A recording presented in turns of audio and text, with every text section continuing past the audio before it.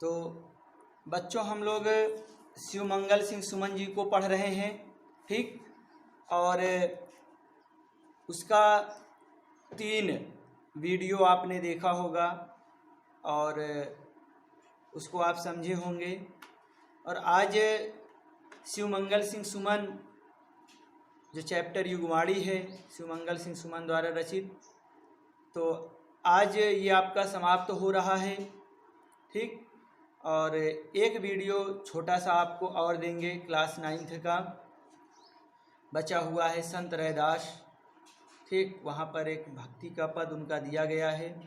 फिर उसके बाद कल के ही वीडियो में आपको क्लास 10वीं जो यूपी बोर्ड आपको एग्ज़ाम देना है उसका सिलेबस क्या है, उसके बारे में हम कल चर्चा करेंगे एक वीडियो में। और उसमें आपको संत रैदास और क्या सिलेबस रहेगा हाई स्कूल का, किस कार्य योजना के तहत हमें पढ़ाई करनी है, वो सब कल के वीडियो में आपसे चर्चा की जाएगी।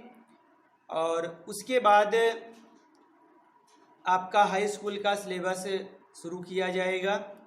और हाई स्कूल के जिन बच्चों के पास हिंदी की बुक नहीं है, तो अगर उनको कहीं से व्यवस्था हो जाए तो अपनी व्यवस्था कर लेंगे। और जिसके पास व्यवस्था नहीं हो पा रही है वो परेशान नहीं होंगे, उनके लिए काव्य पंक्तियाँ मैं बोर्ड पर लिख दूंगा।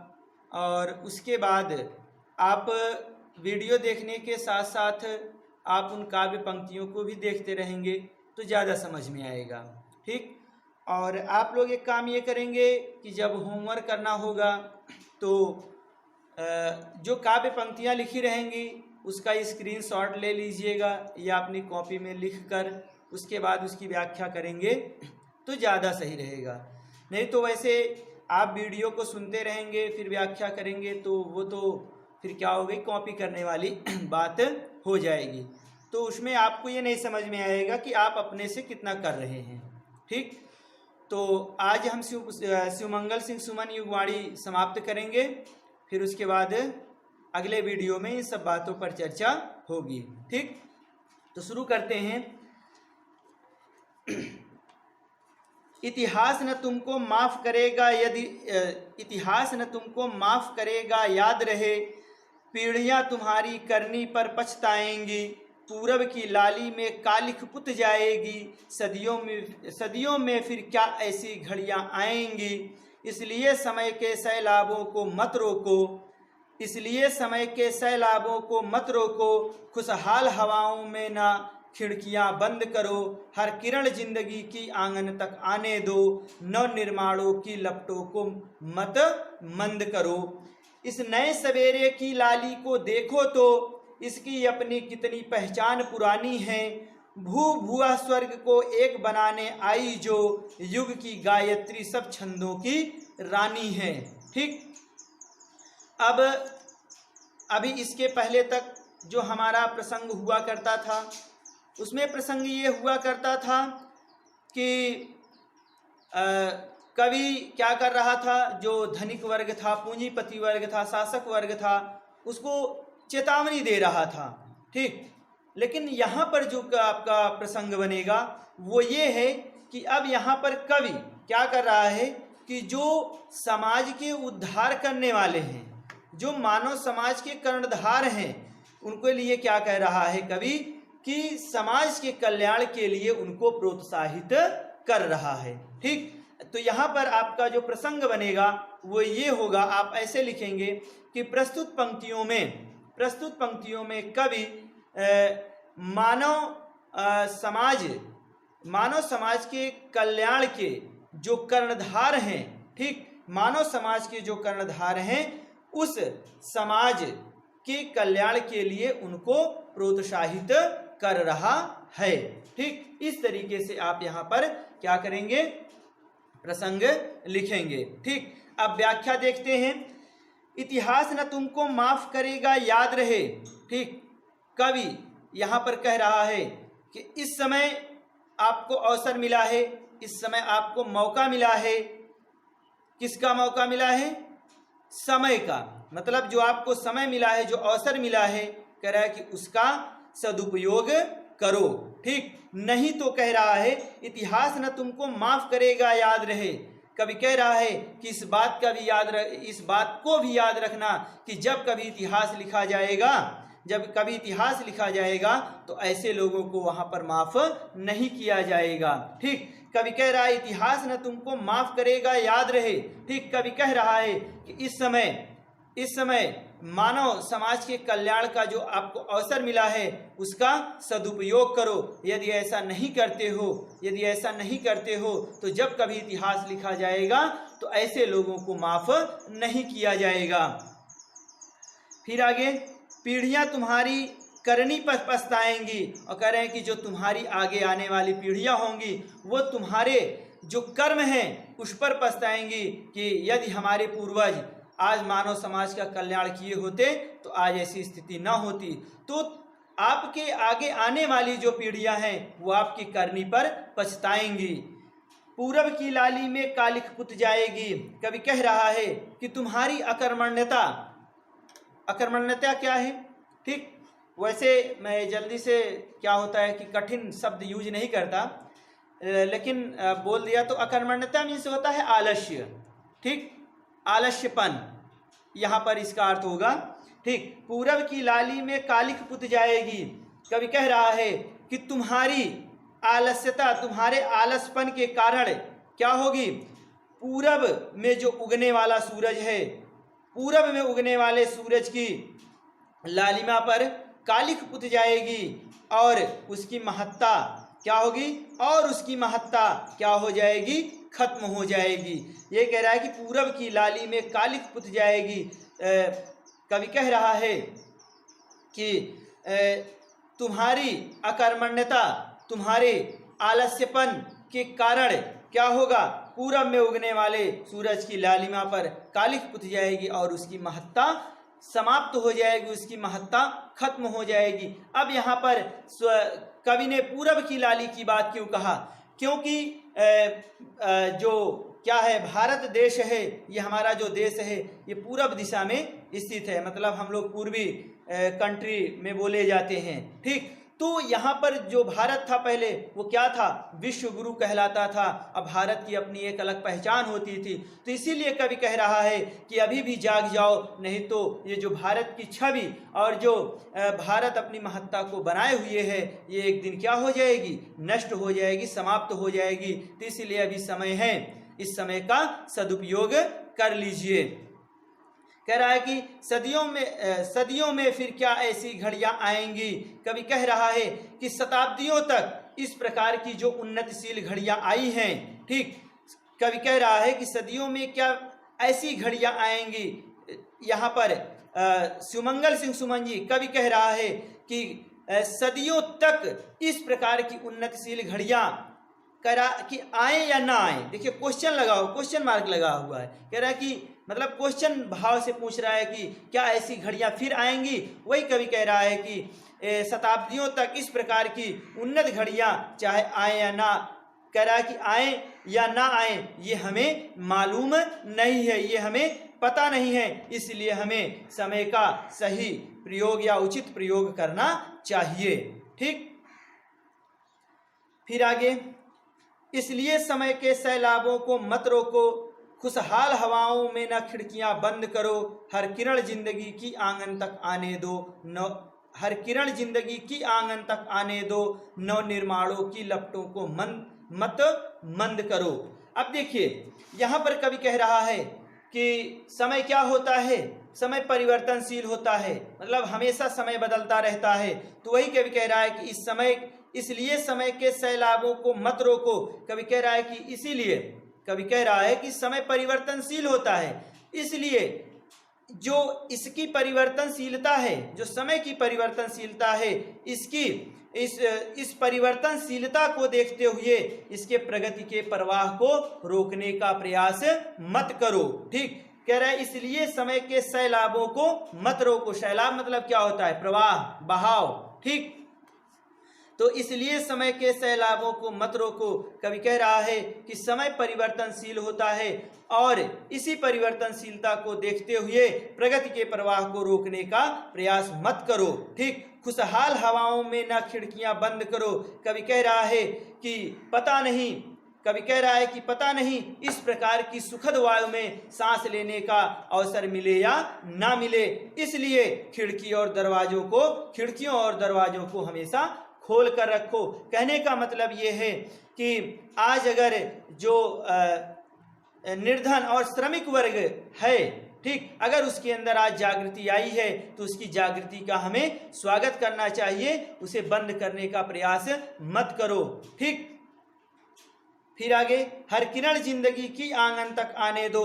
कवि कह रहा है कि जो जीवन की ये सुखदाई, ठीक, हर किरण जिंदगी की आंगन तक आने दो। कवि कह रहा है कि जीवन की जो सुखदाई किरणों का प्रकाश है वो क्या होना चाहिए, वो प्रत्येक व्यक्ति तक पहुंचने दो। ठीक, प्रत्येक व्यक्ति तक पहुंचने दो। कहने का मतलब है कि इसको केवल पूंजीपति और धनिक वर्ग तक ही सीमित मत रखो। ठीक, हर किरण जिंदगी की आंगन तक आने दो, मतलब जीवन की जो सुखदाई किरणों का प्रकाश है उसे प्रत्येक व्यक्तियों तक पहुंचने दो, इसे केवल पूंजीपति और धनिक वर्ग तक ही सीमित मत रखो। कहने का मतलब ये है कि अगर प्रत्येक व्यक्ति अपना विकास करना चाहता है, अपनी उन्नति करना चाहता है, तो उनको समान अवसर उपलब्ध करने दो, उनको अपने मार्ग पर आगे बढ़ने दो, उनके मार्ग में बाधा उत्पन्न ना करो। केवल धनिक और पूंजीपति वर्ग के लिए ही सारे कार्य ना किए जाएं, निर्धन और गरीब के लिए भी वो अवसर उपलब्ध होने चाहिए। ठीक, नव निर्माणों की लपटों को मत बंद करो। कवि कह रहा है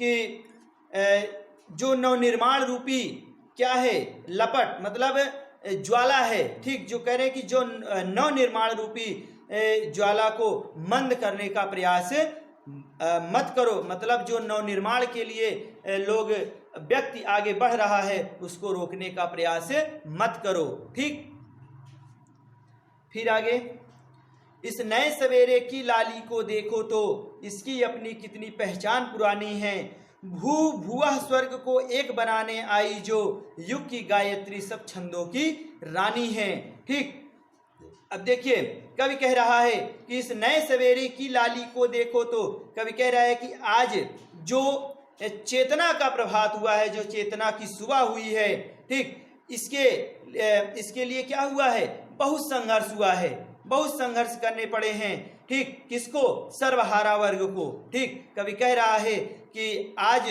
जो चेतना का सवेरा हुआ है, जो चेतना का प्रकाश उत्पन्न हुआ है, जो उसका प्रभात हुआ है, उसके लिए बहुत समय से संघर्ष होता रहा है। ठीक, और इसलिए उस संघर्ष की लालिमा को आप देखिए, इसकी अपनी कितनी पहचान पुरानी है। कवि कह रहा है कि इस जो नए सवेरे की अरुणाई है, मतलब जो नए सवेरे की लालिमा है, इसकी पहचान क्या है, बहुत पुरानी है।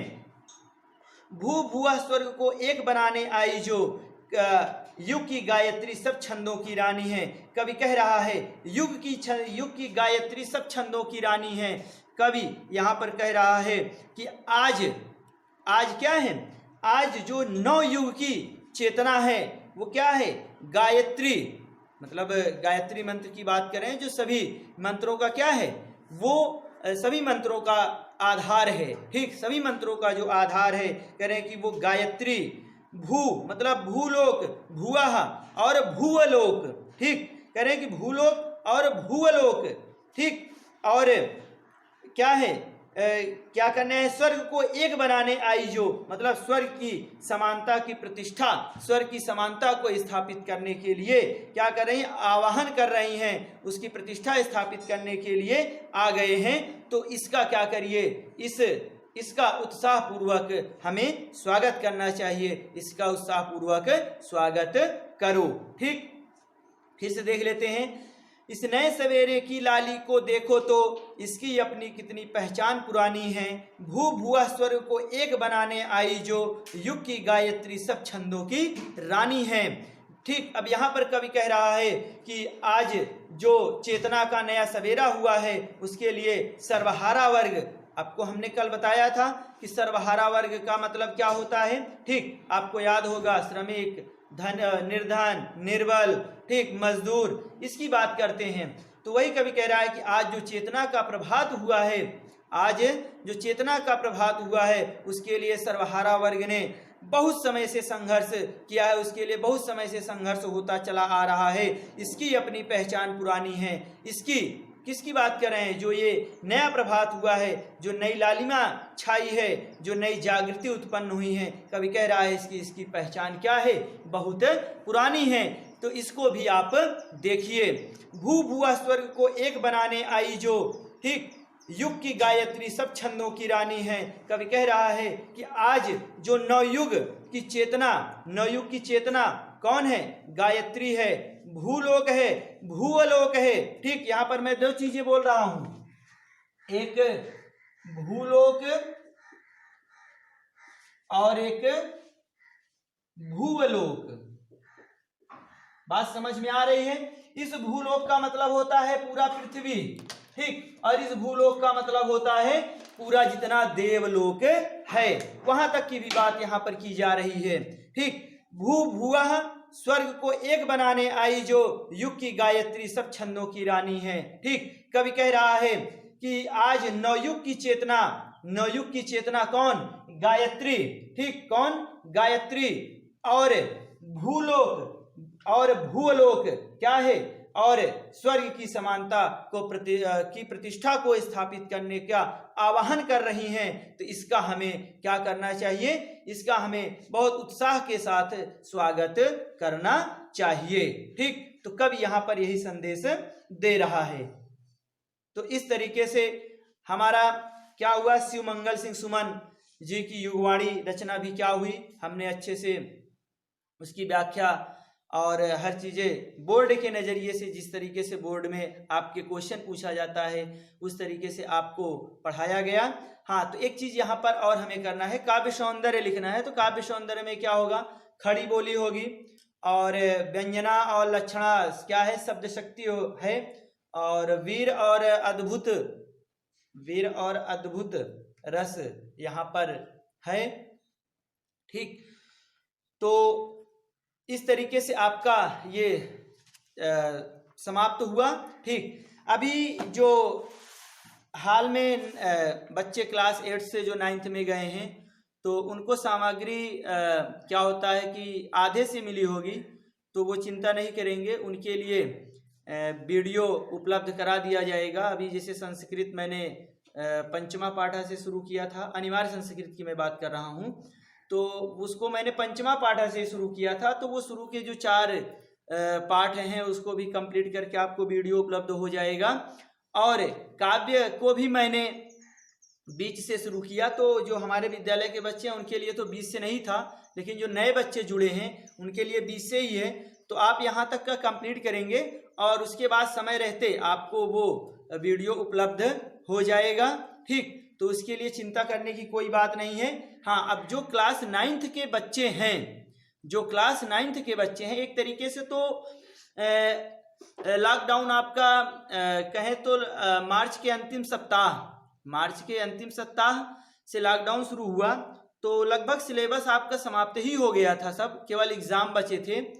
तो आप लोग अब हाई स्कूल, अब आपको बोर्ड का एग्जाम देना है, तो अब उसके लिए हमें तैयारी करनी चाहिए। ठीक, तो उसके बारे में हम कल चर्चा करेंगे कि हिंदी के सिलेबस में आपको क्या क्या पढ़ना है और कैसे पढ़ना है, उस पर हम कल चर्चा करेंगे। अभी इसमें एक चैप्टर और बचा है, केवल एक पद है, तो उसको पढ़ा के हम कल सिलेबस के बारे में चर्चा करेंगे। फिर उसके बाद आपको हाई स्कूल का वीडियो उपलब्ध हो जाएगा। ठीक।